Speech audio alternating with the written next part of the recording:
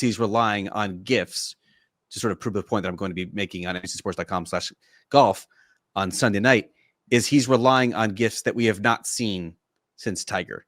You look at this strictly from a strokes game perspective, like he's peerless among this generation. You're going back to Tiger Woods. You're going back to the history makers in the sport to compare Scotty Scheffler. He is the most accurate driver among the elite players.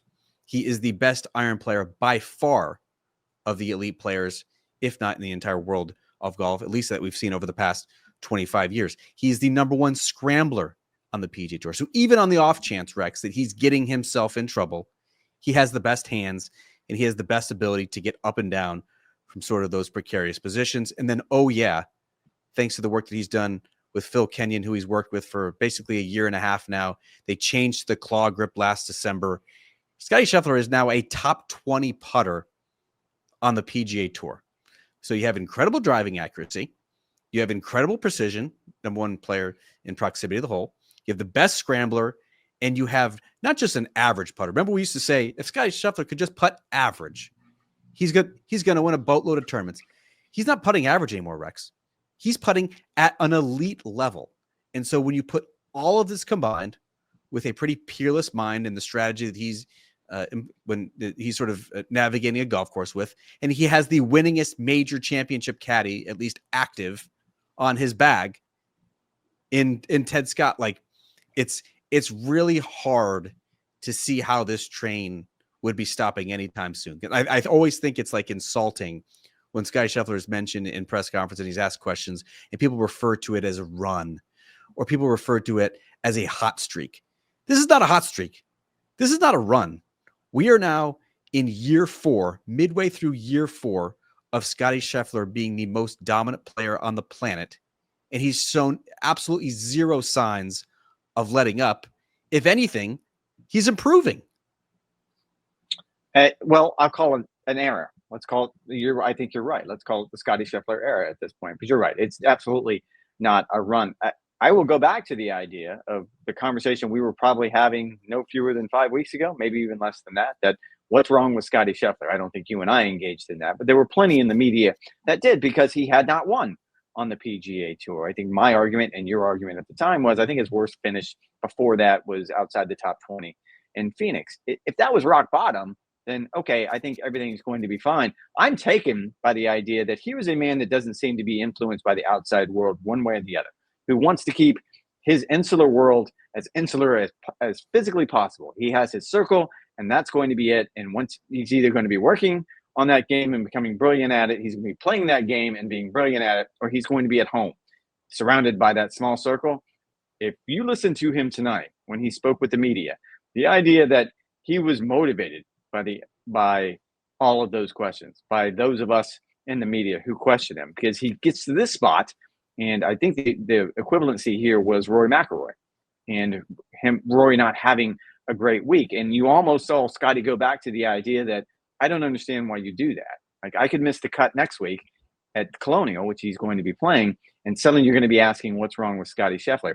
Very reactionary. I guess the part that shocks me is he takes it to heart. He uses it as fuel. I would equate him, when it comes to at least the mentality of an athlete like a Michael Jordan or a Tiger Woods, where you use the tiniest of slights and you dig through that and you make sure that you can use that to fire you up to do the next thing.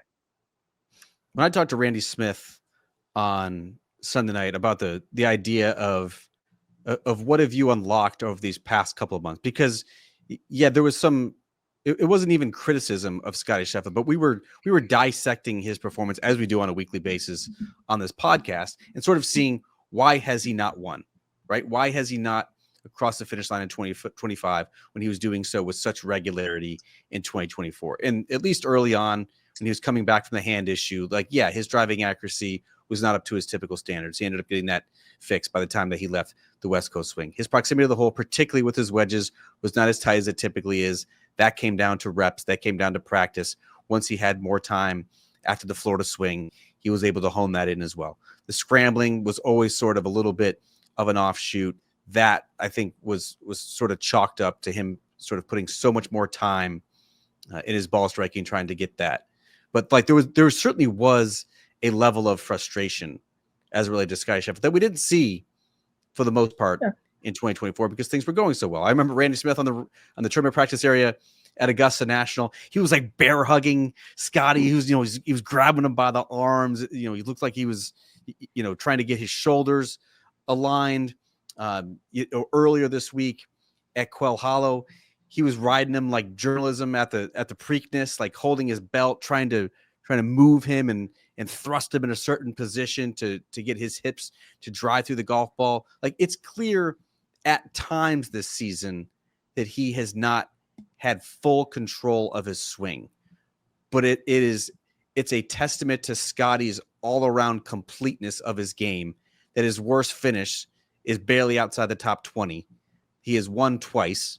He has now won a different major championship than he has typically won. And I don't think that we're almost like understating how important that is. That Scotty Sheffler just won his second different major championship, his third major championship overall. He just nudged himself ahead of all of those guys in the two major club, whether it's a Justin Thomas, whether it's a John Rahm, whether it's a Colin Morikawa, whether it's a Xander Schauffele. Like, it's important to sort of march and make that march towards history, which it certainly seems like Scotty Sheffler is going to do. A Brooks Koepka in his sights at 5, a Roy McIlroy in his sights at 5, a Phil Mickelson in his sights at 6. Like, all of those are on the table over the next couple of years. I would tend to agree with that. And the idea that we would look at his resume before this week and somehow something was won because he'd only won 2 majors and they were the same major championship. And we're going to get into the career Grand Slam idea in a moment. I kind of went to something different in the press conference, because if you're looking for historical context, we all know what happened last year at Valhalla at the PGA Championship. What happened, again, brought it up, at the lead. He spent, Friday morning warming up in a jail cell. And he almost allowed himself to touch on that, where it's been a year now. You heard the interviews that he did with ESPN. He seems to have moved on. He seems to have a bit of a sense of humor in it. And he was asked specifically, is there some sort of gratification that you get from doing this a year later after that, which was probably, I would argue, the low point of his life, if not professionally, then maybe personally, because let's face it, he was faced with some serious charges until all of those charges were dropped. And he kind of let down his guard for a minute. And he kind of talked about the idea that I don't spend a lot of time thinking about it. He went back to last year and said what he has repeatedly said, that it still doesn't feel real. He still doesn't understand exactly what happened. But I can't imagine any human being, having gone through that rinse and repeat cycle, didn't get to this point holding that particular trophy and can't feel some sort of satisfaction.